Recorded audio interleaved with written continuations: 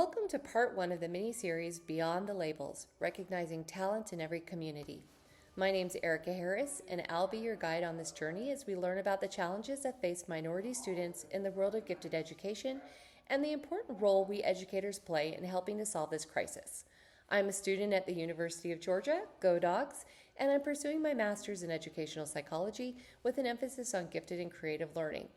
As a teacher, parent, and student myself, I've been particularly focused on not only understanding the complex factors that lead to equity issues in education, but matching that understanding to research-based pedagogy in order to make a difference in our students' lives. So thanks for being with me on this journey, and let's get started.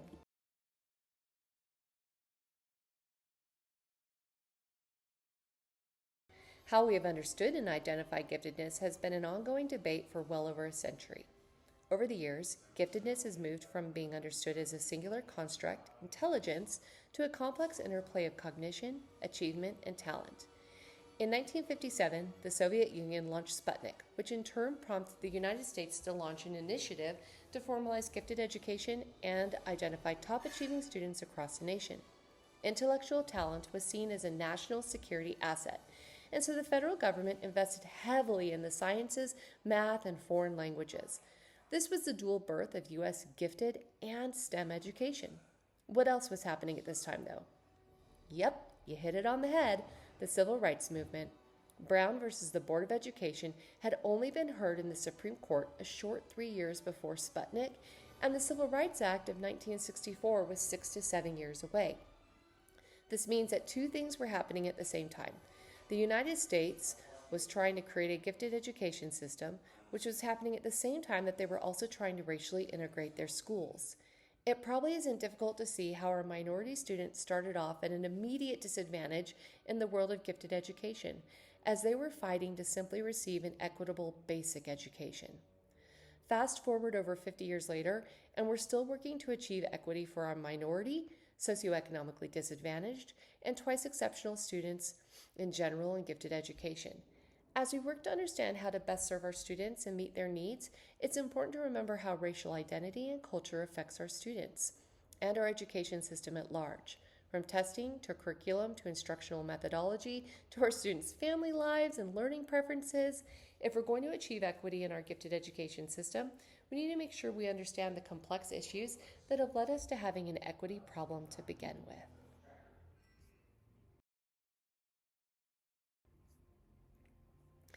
Because of the school that you all teach at, I wanted to include statistics that are relevant to the student demographics at Doraville United Elementary School.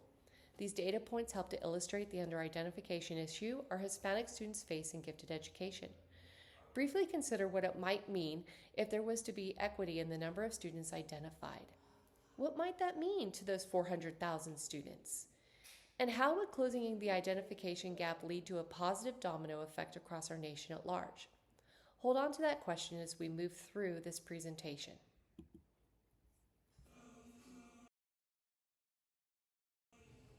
Okay, we're ready to dive into the factors that contribute to the underidentification and under-enrollment of minority students in gifted education.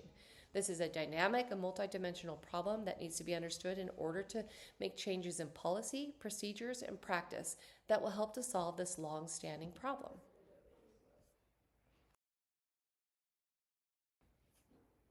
Culture influences our lives in so many different ways.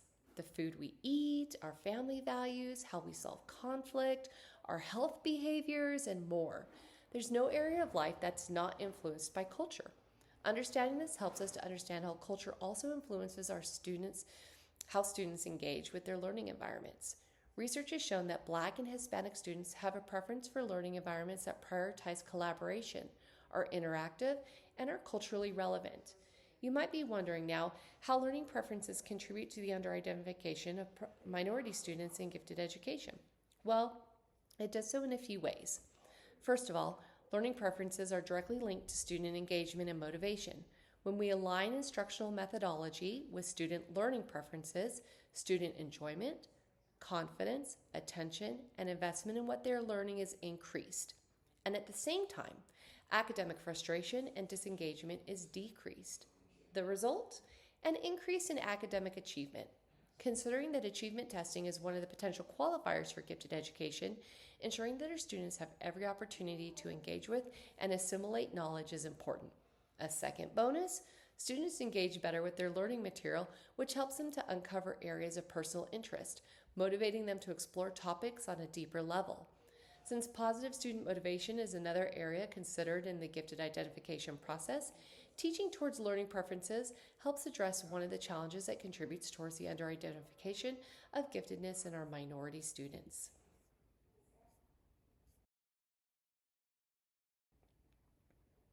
Last slide, we were looking at how culture affects learning preferences. Another area that can contribute to the gap in the identification of minority students for giftedness is when cultural differences are misconstrued as deficits. Learning preferences, such as collectivism, are one example of the differences that may emerge among students from culturally diverse backgrounds. But as I mentioned earlier, culture impacts every area of a student's life. Moreover, cultural unfamiliarity may lead to educators to misinterpret student behavior. It's incredibly important for teachers to familiarize themselves with their students' cultures and to consider their behaviors and needs through their students' cultural lenses. This matters because a student who is understood and whose culture is embraced has better social, emotional, and academic outcomes. This also allows teachers to more fairly observe their students and accurately reflect their personality and behavior traits in tools like the Renzulli, which is often used for gifted identification here in Georgia.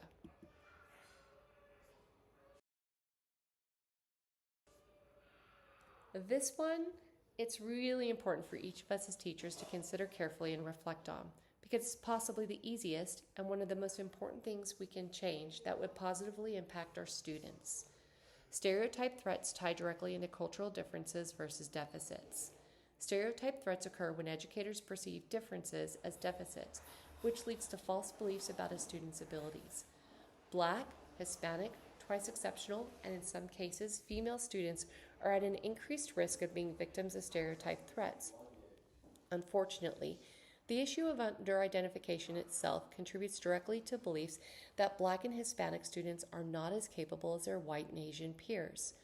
There's an incorrect and unfounded view that Black and Hispanic students are less academically capable and have lower intelligence levels than their peers. This belief system leads to teaching to the bottom and reduce expectations for those student groups.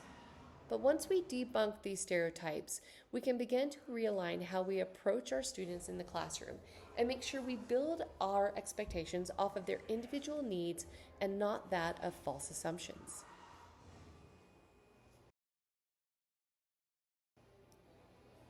Students who are learning English are at a disadvantage compared to their English proficient peers.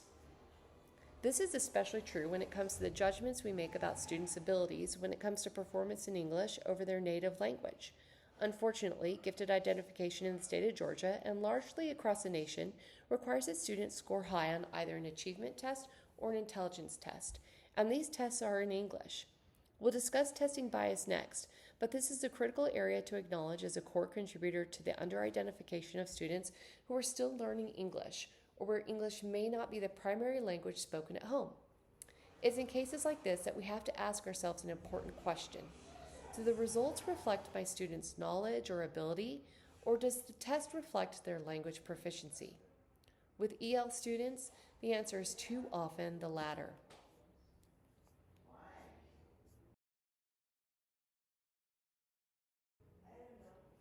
Despite efforts over recent years to improve testing bias in standardized exams, bias is still a significant issue that the education community contends with. One of the first issues that only test developers can solve is validation bias. Most norm reference tests are validated against middle-class white students. This particular bias feeds into every other bias that impacts testing. When test developers build test questions, every word, scenario, and sample they use assumes that students had the background knowledge for the test question for it to make sense. Even intelligence tests such as the COGAT, which we'd assume is unbiased as an IQ test, cannot fully avoid experience and language bias. Consider a question that asks students to select objects that belong at the beach. Are there challenges you could see with a socioeconomically disadvantaged and EL student in a question like this? How do language and experience play into answering test questions? Cultural bias is thought through the lens of how different cultures, especially first and second generation immigrant families, understand the stakes behind standardized testing.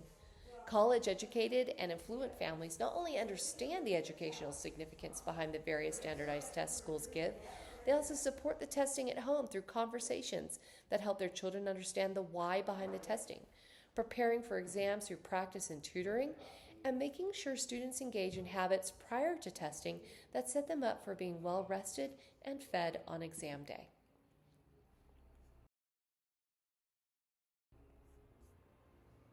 Poverty is an all-encompassing issue that touches every area of a child's life.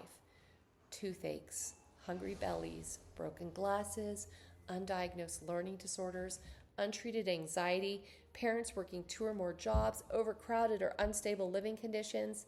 The list is long and more than most adults can cope with while being expected to perform at their highest potential. These reasons are also contributory factors to the underidentification crisis in gifted education. We mentioned experience bias on the last slide through the lens of testing bias, but experience bias also plays a significant part in how minority and economically disadvantaged students have less opportunity than their affluent peers to participate in enrichment activities that play important roles in talent development. Take a moment and think about what enrichment may look like for a wealthy family versus a family living in poverty.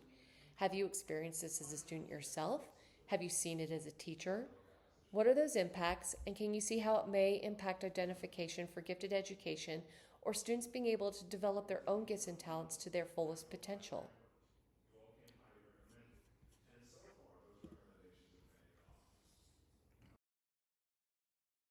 Gifted is a significant challenge among Black and Hispanic students. Often, being gifted is seen as being part of the dominant white culture.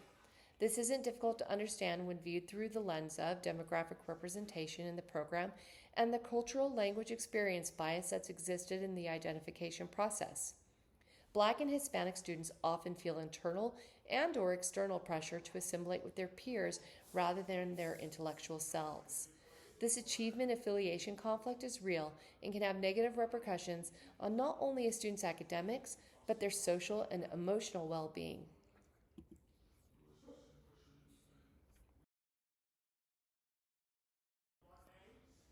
When students are missed in the gifted identification process and not placed in gifted education services, their academic needs are not being addressed. Research shows that students who are not correctly identified as gifted and appropriately served risk disengagement and underachievement.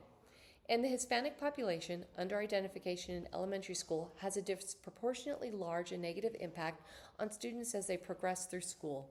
Students who are overlooked in the identification process miss out on critical enrichment and acceleration opportunities early on that continue to compound through their schooling.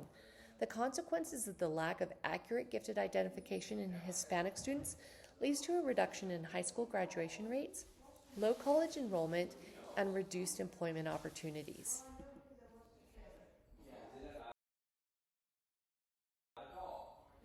Under-identifying gifted minority and EL students is not only an equity issue, it has economic, workforce, innovation, and social consequences for the entire country.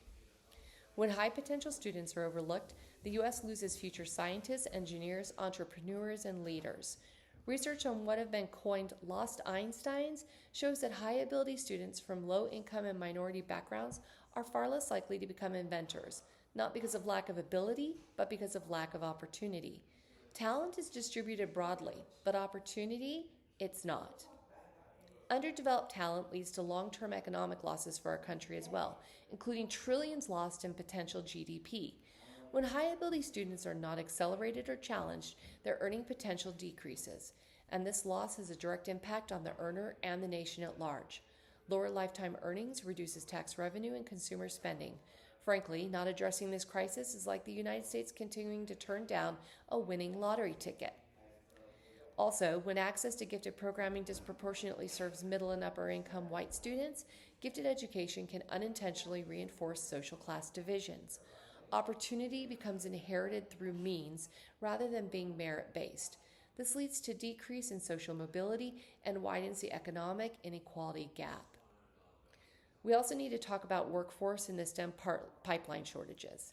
In the United States, we face ongoing shortages in qualified candidates for STEM fields. In fact, National Science Foundation data on the underrepresentation of Black, Hispanic, and multilingual individuals in STEM careers mirrors that of gifted identification. This matters because gifted programs often serve as early pipelines into AP courses, advanced math, and STEM tracks, which means when minority students are not identified early, fewer enter high-level academic tracks. Gifted programs also cultivate leadership, critical thinking, and civic engagement skills through enrichment programming. But what happens when entire communities are underrepresented in gifted programs, where they receive leadership and civic-oriented enrichment opportunities? The answer is nothing good. Leadership pipelines become less diverse, policy, innovation, and governance may lack perspectives from diverse communities, trust in institutions may decline if systems aren't representative of those who they serve. And last but not least, we have to talk about global competitiveness. The United States competes in an ever-increasing global market in technology, research, and economic innovation. Countries who work to have their high-ability students maximize their potential across all demographics, simultaneously maximize their national intellectual capital. If the United States fails to develop talent in all communities, competing nations may surpass the U.S. in innovation output.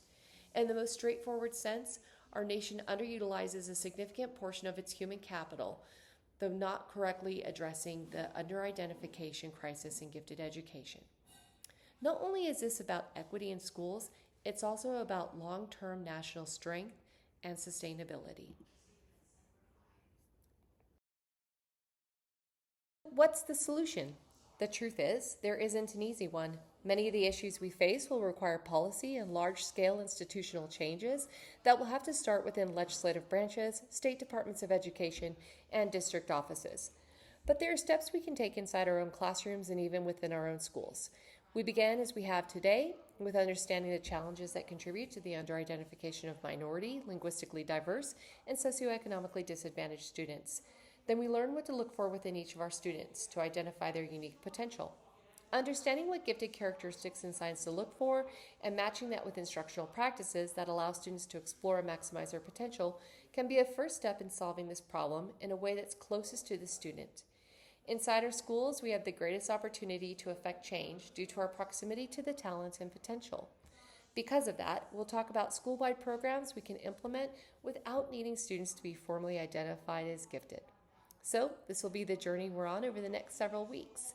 Thanks for joining me on it. Thanks for hanging in there on this long first one. I promise the other ones won't be quite as long. And a sincere thank you for being part of the solution to solving this crisis.